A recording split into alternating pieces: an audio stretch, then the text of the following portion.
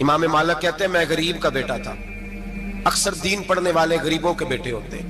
امیروں کے بچے F S C پڑھتے ہیں, بی ایس سی پڑھتے ہیں, ٹیکنالوجی پڑھتے ہیں. غریبوں کے بچے دین پڑھتے ہیں اور پھر امیروں کو ممبریاں ملتی ہیں. غریبوں کے بچوں کو اللہ ممبر عطا فرماتا ہے, مصلی رسول اللہ دیتا ہے.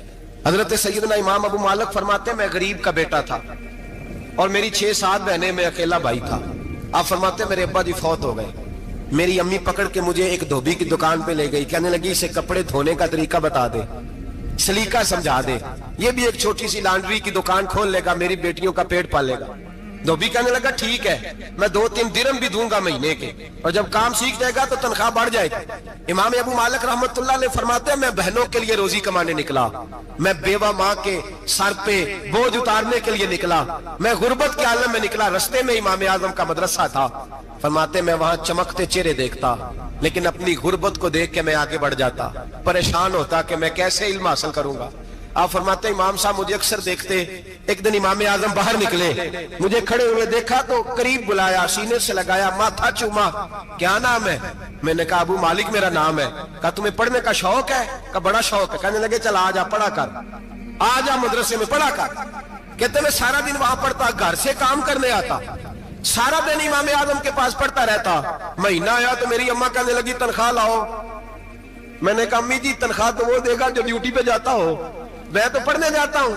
کہتے اماں گھر سے نکلی اور بڑے غصے کے ساتھ نکلی, کہنے لگی مولوی نے میرا بچہ خراب کر دیا, میرا بچہ خراب کر دیا. میں کام پہ بھیجتی تھی, اس نے کس چکر میں ڈال دیا, مسلوں سے بھی کبھی پیٹ بھرا ہے, کام بھی تو کرنے چاہیے نا.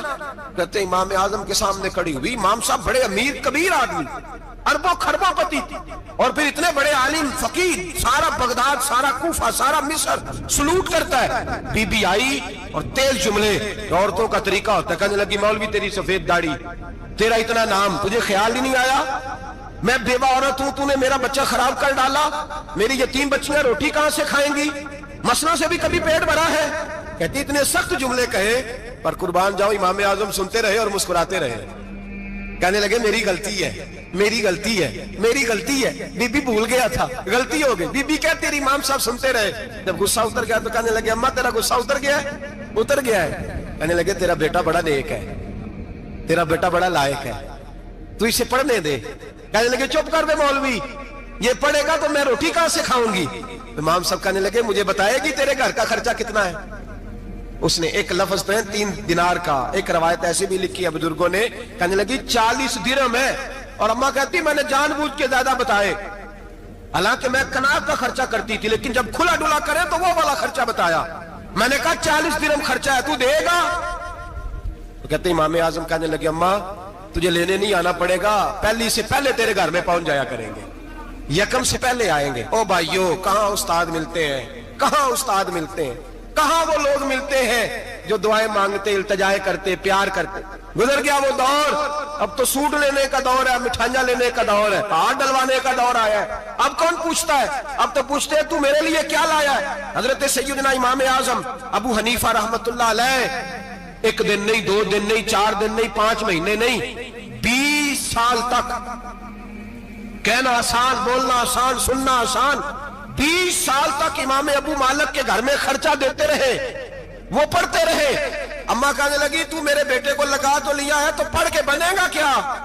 حضرت امام اعظم فرمانے لگے بادشاہوں کے تخت پر بیٹھ کر بادشاہوں کے ساتھ کھانے کھایا کرے گا, ان کے ساتھ بیٹھ کے حلوہ کھائے گا, وقت آئے گا وہ دیکھے گی. کہتے ہیں میرے امام انتقال کر گئے, وقت بیت گیا. ہارون رشید نے مجھے بلایا بغداد میں اور کہا میں آپ کو چیف جسٹس بنانے لگا ہوں. کہتے ہیں میں خوشی سے سجدے کرنے لگا, میں چیف جسٹس بنا. میں نے اپنی اماں کو خط لکھا کہ اماں بغداد آ جا, تیرے بیٹے کو اللہ نے بڑی شان عطا کر دی ہے. فرماتے ہیں ہارون رشید کی بیوی بڑی اولیاء کی, علماء کی بڑی فرما بردار تھی, محبت کرنے والی تھی. اس نے حلوہ بنا کے بھیجا, کھانا بنا کے بھیجا. ہارون رشید تخت پہ بیٹھ کے کھانے لگا تو کہنے لگا امام صاحب آپ بھی یہیں آ جائیں میرے ساتھ. کہتے ایک کونے میں وہ بیٹھ گیا, ایک میں بیٹھ گیا, بیچ میں کھانا رکھ لیا. اتنی دیر میں میری اماں بھی پہنچ گئی. 2 لقمے کھائے تھے کہ اماں آ گئی. جب اماں نے مجھے تخت پہ بیٹھے دیکھا, ایک یتیم, ایک لوارث, ایک بن باپ کا بچہ, وہ کل تک جو بہنوں کے لیے 4 دینار نہیں لا سکتا تھا, تخت پہ بیٹھ کے جب روٹی کھاتے دیکھا تو اماں تڑپ گئی, روئی, چیخیں ماری. میں نے کہا اماں کیا ہوا؟ کہنے لگی بیٹا مجھے تیرا استاد یاد آ گیا ہے، اس نے کئی سال پہلے کہا تھا اسے دین کا علم پڑھنے دے، اسے فقیہ بننے دے، یہ بہت آگے جائے گا۔ دیکھ آج اللہ نے تجھے کتنی شان عطا کی ہے۔ کہا بیٹا یہ کمال تیرا نہیں، یہ امام اعظم ابو حنیفہ کا کمال ہے، یہ ان کا کمال ہے جنہوں نے تمہیں یہاں تک پہنچایا۔ میرے بھائی اپنی پوری زندگی حضرت امام اعظم ابو حنیفہ نے۔ آج تو اساتذہ کرام، اساتذہ مجھ سے ایک ٹیچر کہنے لگے حضرت جی دل نہیں لگتا، بے سکونی سی ہے، کچھ بتلائیں۔ تو میں نے کہا کلاس میں کوئی یتیم بچہ ڈھونڈ لیں، کوئی لاوارث بچہ ڈھونڈیں، اس کی وردی اپنے ذمے لے لیں، کتابیں اپنے ذمے لے لیں، اس کا خرچہ اپنے ذمے لے لیں، روز جیب میں ٹافیاں ڈال کے جایا کرے کہ غریب کو دینی ہے، پر میں 2 مہینے یہ والا وظیفہ بھی پڑھ کے دیکھے، اللہ آپ کو سکون عطا کرے گا۔ یہ بھی کہنے لگے بڑی ٹھنڈک ہوئی ہے، بڑا سکون ملا ہے، بڑی تابعداری۔ میں نے کہا آپ لفظوں سے سکون چاہتے ہیں، وہ لوگ خدمت کر کے سکون لیتے تھے۔ کوفے کا ایک امیر آدمی تھا، پھر غریب ہو گیا۔ غریب، غربت بڑی پریشانی ہے، بڑی پریشانی، بڑی آزمائش۔ غریب بیوقوف اس لیے ہوتا ہے کہ اس کی جیب میں پیسے نہیں ہوتے، غریب مجبور اس لیے ہوتا ہے کہ اس کے پاس ہوتا کچھ نہیں نا، تو ساری آزمائشیں کٹھی آ جاتی۔ غریب آدمی تھا، محنت مزدوری کرتا لیکن پوری نہ ہوتی۔ وہ کہتا ایک دن گلی میں ککڑی بیچنے والا آیا، تو میری ایک بیٹی تھی چھوٹی سی، باقی بچے بڑے تھے، چھوٹی ضد کرنے لگی، کہنے لگی ککڑی کھانی ہے، ککڑی۔ کہتے میں پریشان ہو گیا، دل ٹوٹ گیا، بیٹی نے سوال کیا ہے۔ فرماتے میں نے سوچا کس کے پاس جاؤں، کسی اور کے پاس مجھے سمجھ نہ آیا، میں سیدھا امام اعظم کے پاس چلا گیا۔ یہ شخص ہے جو مجھے دے گا بھی اور میرا پردہ بھی رکھے گا، مجھے دے گا بھی اور میرا، بولیے، میرا یہ پردہ بھی رکھے گا، یہ رسوا نہیں کرے گا، یہ فوٹو نہیں کھچائے گا، یہ فوٹو کھچا کے پہلے دن فیس بک پہ نہیں لگائے گا کہ میں غریبوں میں تھیلے بانٹ رہا ہوں، یہ اسی وقت اخبار والوں کو نہیں بلائے گا ایک تھیلا اور 6 اخباروں میں تصویریں، یہ اس طرح نہیں خیرات دے گا۔ حضرت امام اعظم کے پاس گیا تو فرماتے رش بہت زیادہ تھا، میں امام صاحب سے بات ہی نہ کر سکا، واپس آ گیا۔ امام صاحب نے بندہ بھیجا، فرمایا پتہ کر یہ بندہ کسی ضرورت کے لیے آیا تھا، رش کی وجہ سے بات نہیں کر پایا۔ کہتے واپس میرے پیچھے بندہ بھیجا، وہ میرے گھر تک آیا، گھر آ کے اس کو حالات کا پتہ چل گیا، واپس گیا۔ کہتے ہیں 3 تھیلیاں اشرفیوں کی بھر کے امام اعظم لائے اور خود آئے اور رات کے اندھیرے میں آئے اور مجھے تھیلیاں دے کے نا تو میرے آگے ہاتھ باندھ دیے۔ میں نے کہا حضور ہاتھ کیوں باندھتے ہیں؟ آپ فرمانے لگے یار دکھ اس بات کا ہے کہ تو میرا پڑوسی تھا اور تیری غربت کا مجھے پتہ ہی نہیں چلا، تو میرے علاقے کا تھا اور میں نے سوچا ہی نہیں، میرا اپنا تھا مجھے خیال ہی نہیں آیا۔ فرمایا معاف کر دے، میری شکایت نہ کرنا کہ یہ میری طرف توجہ نہیں کرتا۔ علم بھی تھا، عمل کا نور بھی تھا، تقوی کا حسن بھی تھا، غریب کی مدد کا جذبہ بھی تھا۔ آج لوگوں پر مال کا فتنہ سوار ہوتا ہے، سب پر نہیں لیکن زیادہ لوگوں پر۔ جیسے جیسے مال آتا جاتا ہے ویسے ویسے عقل بھی آتی جاتی ہے، ویسے ویسے سیانے بھی ہوتے جاتے ہیں۔ کہتے ہیں وہ بھی کمائے وہ بھی کرے، میں تو ٹیکنیکلی بڑا ہوں، میں عقل مندی، میں نے بڑی نہ بہن کی فکر رہتی ہے، نہ بھانجوں کی فکر رہتی ہے، نہ رشتہ دار کی فکر رہتی ہے، نہ دائیں بائیں کچھ دیکھتے ہیں۔ لوگ جیسے جیسے پاورفل ہوتے جاتے ہیں، ہٹتے جاتے ہیں، کٹتے جاتے ہیں، امیروں سے گرانے لگتے جاتے ہیں، آگے کی طرف دیکھتے جاتے ہیں۔ امام اعظم ابو حنیفہ رحمۃ اللہ علیہ نے ساری زندگی پیار کیا، محبت بانٹی، علم، فقاہت، تقوی، روشنی۔ آج لوگوں کو علم ہوتا ہے پر علم کا نور نہیں ہوتا، ہمیں بہت ساری باتوں کا پتہ ہوتا ہے پر وہ باتیں ہمارے لفظوں میں ہوتی ہیں، ہم اس کے حسن سے آگاہ۔ اور اگر میں یہ کہہ دوں کہ ہمیں ان باتوں پر یقین کامل نہیں ہوتا، کہہ رہے ہوتے ہیں، ہم سمجھتے ہیں، بڑی باتیں کرتے ہیں، لیکن ان باتوں کے پیچھے جو عمل کا جذبہ ہے وہ پھیکا ہوتا ہے۔ امام اعظم ابو حنیفہ رحمۃ اللہ تعالیٰ علیہ جتنے بڑے عالم تھے اتنا ہی بڑا خوف تھا اللہ کا، اتنا ہی بڑا خوف تھا۔ ایک آدمی کہتا ہے میں نے امام صاحب سے مسئلہ پوچھنا تھا، میں نے عشاء کی نماز امام صاحب کے پیچھے پڑھی، کتنی لوگ باتیں سنتے ہیں، اس کا اثر کتنا لیتے ہیں، لیکن امام صاحب رحمۃ اللہ علیہ کا طریقہ کیا تھا؟ کہتے میں نے امام صاحب کے ساتھ نماز پڑھی مسجد میں، تو قاری صاحب نے قرآن پڑھا، اذا زلزلت الارض زلزالها واخرجت الارض اثقالها، فرماتے ہیں آخری 2 آیتیں پڑھی، فمن يعمل مثقال ذرة خيرا يره ومن يعمل مثقال ذرة شرا يره۔ اللہ فرماتے ہیں میں قیامت کے دن تیرے ذرے ذرے کا حساب کروں گا، ذرہ برابر نیکی ہوئی تو تیرے سامنے آئی، ذرہ برابر گناہ ہوا تو تیرے کس کے برابر؟ جی وہ کتنا ہوتا ہے؟ ریت کا 1 ذرہ، اس کے برابر بھی گناہ ہوا تو تیرے سامنے، یہ اللہ کہہ دیا ہے، تو ایسا انشاءاللہ ہو کے رہے گا۔ اللہ ایک دفعہ دکھائے گا، دعا فرمائے اللہ ہمیں معافی عطا فرمائے، اللہ ہم سے درگزر فرمائے، اللہ ہمیں بخشے ہوئوں میں شامل فرمائے۔ یہ آیت امام صاحب نے سنی تو کہتے ہیں میں نمازی سارے چلے گئے تو امام صاحب بیٹھے اور یوں نہ اپنی داڑھی پکڑ لی, چراغ ٹمٹما رہا, کہتے ہیں داڑھی پکڑ لی اور امام صاحب بیٹھے. میں نے کہا کہ کسی محویت کے عالم میں ہے, سوچ میں, چلے میں تھوڑی دیر میں آتا ہوں. کہتے ہیں میں 2 گھنٹے کے بعد آیا تو امام صاحب ایسے بیٹھے ہیں داڑھی پکڑی ہوئی. میں نے کہا ٹھہر کے آتا ہوں. میں پھر 1-1.5 گھنٹے کے بعد گیا تو ویسے بیٹھے.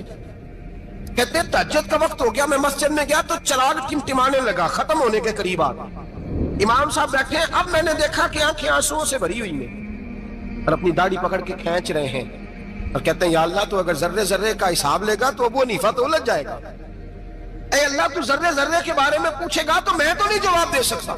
خدا بندہ اس طرح کر, میرے ان سفید بالوں پہ رحم کھا.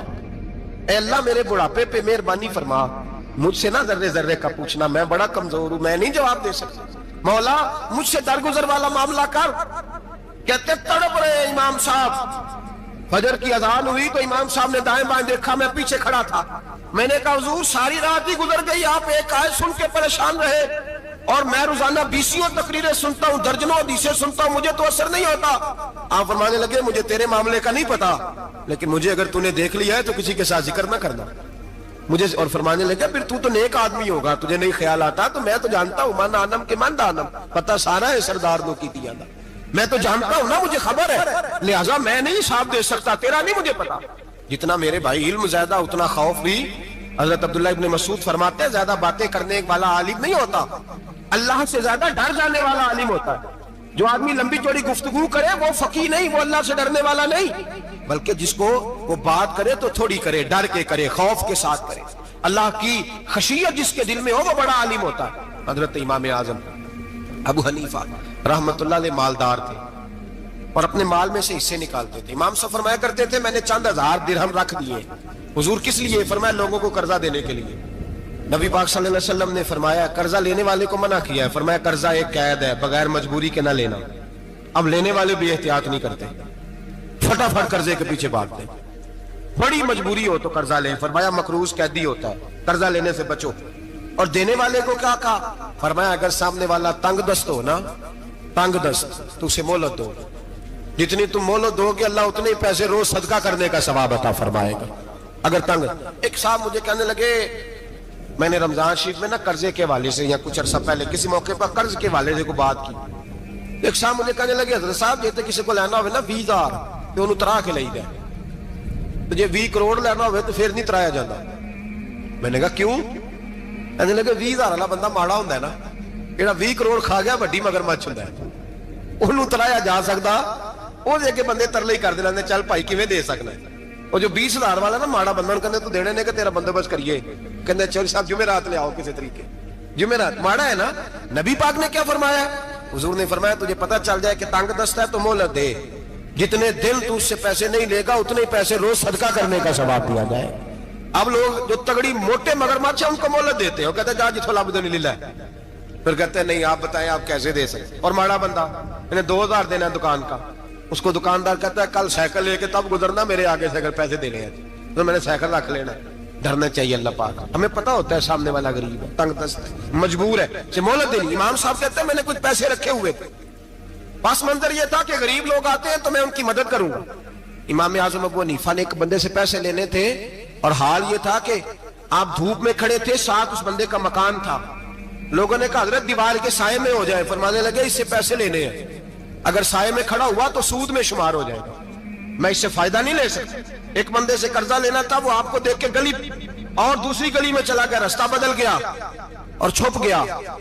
امام صاحب رونے لگے, کہنے لگے اے اللہ میں اتنا برا ہو گیا ہوں کہ تیرے بندے مجھ سے چھپنے لگے.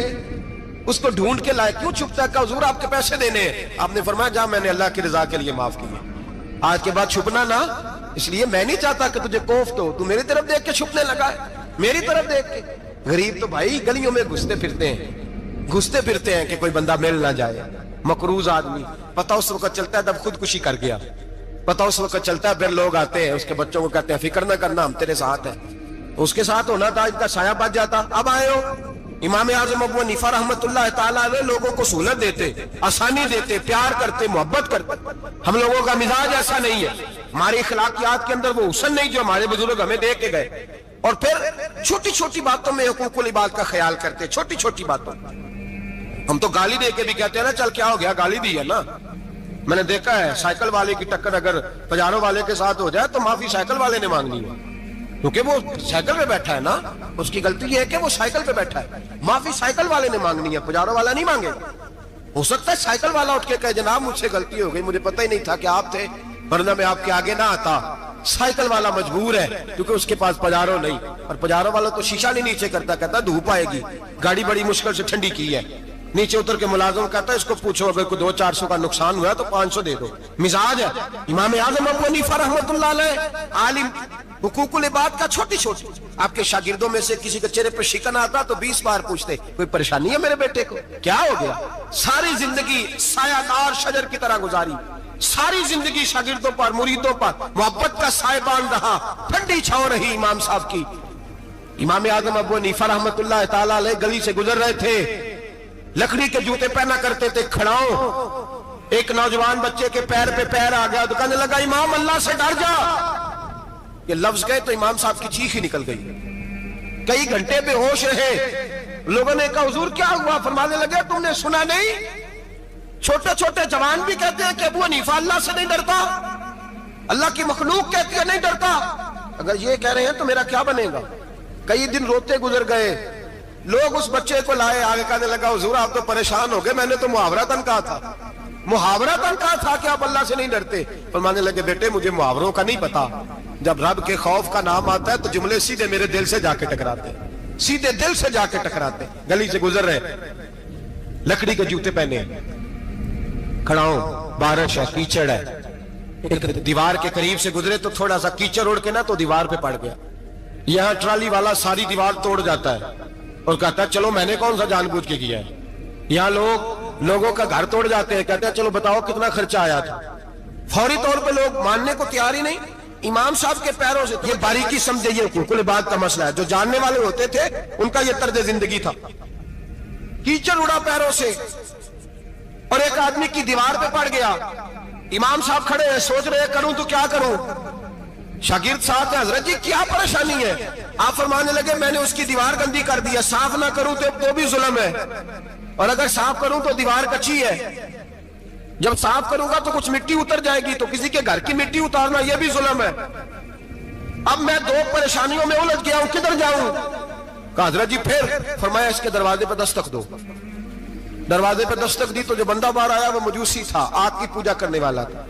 امام صاحب کہنے لگے مجھے جانتے ہو؟ کہنے لگے حضور سارا کوفہ جانتا ہے، سارا بغداد جانتا ہے، ساری دنیا جانتی ہے آپ مسلمانوں کے امام ہیں، لوگ جانتے.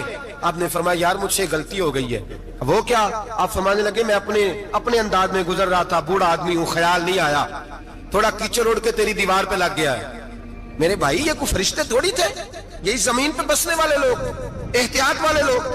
ہم لوگوں نے پتہ نہیں اپنا مزاج اتنا سخت کیوں بنا لیا ہے. کتنے لوگوں کو لتاڑ کے، کتنی پگڑیاں اچھال کے، کتنے حقوق العباد ضائع کر کے بھی ہم اسی طرح کے مطمئن ہیں. کہاں سے تسلی لاتے ہیں ہم؟ کہاں سے اپنے آپ کو ٹھنڈک دیتے ہیں؟ کیسے اپنے آپ کو ہم سکون دے لیتے ہیں کسی کو تکلیف دے کے؟ کس طرح سکون کی نیند آتی ہے جب کوئی پریشان ہوتا؟ کیوں ہمارا دل پتھر ہو گیا؟ اعلیٰ حضرت فرمایا کرتے تھے جا کسی سے جا کے علاج کرا، تیرے سینے میں جو دل دھڑک رہا ہے وہ سخت ہو گیا، جا کسی سے جا کے اس کی دوائی کھا، تجھے خیال ہی نہیں آتا تڑپتے لوگوں کو دیکھ کر، جا کے علاج کرا. اگر ایسے ہی مر گیا تو حالات تیرے حق میں اچھے نہیں ہوں گے. حضرت امام صاحب تڑپ رہے ہیں اور اس شخص کے سامنے آہوزاری کر رہے ہیں جو مجوسی بھی ہے، غریب بھی ہے، کچے گھر میں رہتا ہے. فرمایا یار بتاؤ کیا کروں؟ امام صاحب باتیں کر رہے ہیں تو وہ آدمی حیرت میں کھو گیا. کبھی دیوار دیکھتا، کبھی اپنا آپ دیکھتا، کبھی امام صاحب کو دیکھتا، دائیں بائیں دیکھتا. پسینے آنے لگے، پتہ نہیں کیا سوچوں کا مد و جزر چلنے لگا، کہاں بات گئی، کہاں تک اس کی سوچ گئی، کہاں پلٹ کے آئی. کہنے لگا امام صاحب میں تو چوک میں رہتا ہوں، روزانہ پتہ نہیں کتنی گاڑیاں مٹی برسا جاتی ہیں، کبھی کوئی نہیں آیا، آپ کو کیا ہوا؟ آپ فرمانے لگے مجھے کسی کا نہیں پتا، مجھے تو میں نے جو قرآن حدیث پڑھا ہے مجھے تو ڈر آ رہا ہے، مجھے بتا تو معافی دیتا ہے کہ نہیں، تیری دیوار صاف ہوگی کہ نہیں؟ کہنے لگا حضور دیوار کو چھوڑے، پہلے کلمہ پڑھائیں، میرا دل تو صاف کر دے. کہنے لگا اتنا میٹھا دین، اتنا پیارا دین، اتنا خوبصورت دین کہ غریب کی دیوار پر کیچڑ لگ جائے اور آپ کو اتنی تکلیف ہو، میں اس دین سے دور کیوں ہوں؟ یہاں روز یورپ کہتا ہے کہ مسلمان جھوٹی شادیاں کرتے ہیں، दंगा फसाद करते, नेशनैलिटी लेने के लिए झूठ बोलते, जाने किस किस किस्म के लोग पापड़ बेलते, किन किन किस किस तरह अपना ईमान बेचते, क्या अंदाज हम इख्तियार करते। हमारे किरदार ने लोगों को मजहब और दीन का बागी बना दिया। हमारे बुजुर्गों का तरीका यह था कि छोटी छोटी बातों का ख्याल करें, छोटी छोटी बातों का। बहुत बड़े आलिम थे, ये सारी नेकियां तो उनकी समाजी थी, फलाही थी, उनकी मुआशरत की नेकियां थी, दुनियादारी। लेकिन जो उनका बाकी का मामला था, 4 लोग ऐसे हैं जो हमेशा कुरान पाक एक रात में पढ़ा करते थे। उनमें पहला नाम हजरत उस्मान गनी का है, पूरा कुरान पाक। दूसरा मौला अली शेर खुदा का है। तीसरा हजरत सईद बिन जुबैर का है। चौथे इमाम आजम अबू हनीफा हैं जो एक रात में पूरा कुरान पाक पढ़ दिया करते थे। जिस जगह इमाम आजम की कब्र बनी हुई है ना, आजमिया एक महल्ला है बगदाद का, उसका नाम ही आजमिया, इमाम साहब के नाम, जहां कब्र बनी हुई है, वहां बैठ के इमाम आजम अबू हनीफा ने 60 मरतबा कुरान पाक खत्म किया। खुद पढ़ा, खुद फरमाया यहां मैंने दफन होना। उस जगह 60 कुरान पाक पढ़े। रमजान का महीना आता था तो इमाम साहब एक कुरान पाक दिन में पढ़ते थे, एक रात को पढ़ा करते थे, एक कुरान पाक सुनाया करते थे। इमाम साहब रहमतुल्लाह अलैह सारी रात नफल पढ़ते। लोग कहते हैं कि इमाम साहब की रात नमाज के लिए खड़े होते तो एक रकत में 15 सिपारे पढ़ते, तो लोग कहते थे ये अबू हनीफा नहीं, ये तो किसी ने पिलर खड़ा कर दिया, ये तो कोई सुतून है, रुकू ही नहीं करता, पूरे 15 सिपारे। यहां तो अभी तरावी आएंगी, लोग पहले से कहने लग गए बड़ी गर्मियों के रोजे, बड़ी गर्मियों के रोजे। और आ तो लेने दे भाई, पहुंच तो लेने दे रमजान शरीफ को। अल्लाह बड़ा मेहरबान है, हर चीज को बदलने पे कादर है। पहले से लोग तैयारी कर रहे हैं, मस्जिदें ढूंढेंगे जाए ऐसी अच्छा हो, कुरान जल्दी पढ़ा जाए, ढूंढ ढूंढ के। इमाम साहब रहमतुल्लाह ताला अलैह, और मैं अक्सर कहा करता हूं, मैं कहता हूं तू तरावी में खड़ा नहीं होता, पासपोर्ट के दफ्तर खड़ा हो जाता है 2 घंटे, शनाख्ती कार्ड के दफ्तर तो 3 घंटे खड़ा हो लेता है। ये तेरा जुल्म है अपनी जात के साथ कि तुझे कुरान के लिए खड़ा नहीं हुआ जाता, दुनियादारी के लिए खड़ा। वो प्रोजेक्टर कराने जाए तो चाहे तुझे 4 घंटे लाइन में खड़ा होना पड़े, वहां तो खड़ा हो लेता है। अल्लाह से डर, अपनी थोड़ी सी दुनियादारी के लिए सारा कुछ कर लेता है।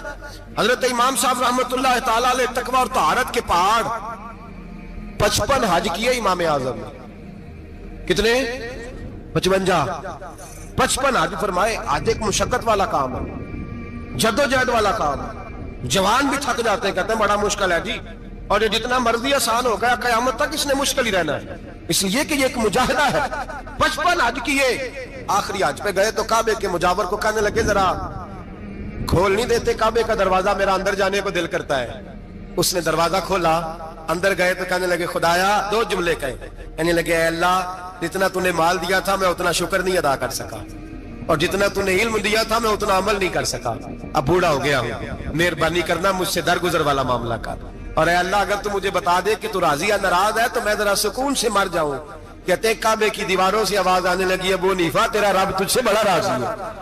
दाता गंज बख्श अली अजमेरी जैसा बाबा 1000 साल पहले लिख के गए कशफुल माजूद में, दाता साहब ने लिखा है 1000 साल पहले कशफुल माजूद में। दाता साहब फरमाते हैं मैं हजरत बिलाल की कब्र पे हाजिरी देने गया, यानी 1000 साल पहले के मुसलमान भी कब्रों पे मज़ारों पे जाया करते थे। दाता साहब लिखते कहते हैं मुल्क के शाम में हजरत बिलाल अबशी की कब्र पे हाजिरी देने गया, मैं कब्र पे हाजिरी दे के तो साथ लेट गया, मेरी आंख लग गई, मुझे ख्वाब में नबी पाक का दीदार नसीब हुआ। गोया हाजिरी हजरत बिलाल की, और बरकत यह कि वहां मुझे मुस्तफा का दीदार नसीब हो रहा है। फरमाते हैं नबी पाक मेरी ख्वाब में आए, हुजूर ने एक बूढ़े बाबे के गले में हाथ डाला हुआ है और अपने साथ साथ चला रहे हैं। मैंने अर्ज की या रसूल अल्लाह ये कौन है? तो नबी पाक ने फरमाया ये तेरा इमाम आजम अबू हनीफा है। फरमाते मुझे समझ आ गई कि इमाम आजम भटक इसलिए नहीं सकते कि उन्हें रसूल पाक ने सारा अता फरमाया है, वो भय इसलिए नहीं सकते कि नबी पाक ने उन्हें सारा दिया। दाता गंज बख्श अली अजमेरी रहमतुल्लाह ताला अलैह फरमाते हैं कि इमाम साहब रहमतुल्लाह ताला अलैह बहुत बड़ी शख्सियत। इमाम आजम का पैगाम क्या है? उन्होंने फिका बनाई, दीन फैलाया, जितनी भी मैंने बातें सुनाई सारा पैगाम, एक पैगाम है इमाम साहब। इमाम साहब रहमतुल्लाह ताला अलैह फरमाते हैं कि दीन पर अमल करने वालों को भी किसी अच्छी सोबत की जरूरत होती है, अमल करने वाले को। आप फरमाते हैं कई दफा अमल करने वाले का अमल भी टूट जाता है, इस्तकामत नहीं रहती। फरमाते अच्छी सोबतें तलाश करो, उनके पास बैठा करो, वरना हो सकता है जो अमल तुम कर रहे हो उसमें कमी आ जाए। जितना नेक लोगों से राब्ता ज्यादा रहता है, इंसान का दीन पर अमल ज्यादा रहता है। जितना नेक लोगों से पीछे हटता है उतना दीन से। आप फरमाया करते थे अगर 2 साल ना होते जो मैंने इमाम जाफर सादिक की सोबत में गुजारे, अबू हनीफा हलाक हो जाता। अपने आप को रब करीम के बंदों के साथ लगा के रखें, जोड़ के रखें। अगर हमारा रब करीम के बंदों से रिश्ता रहेगा तो कुरान और सुन्नत से रिश्ता रहेगा।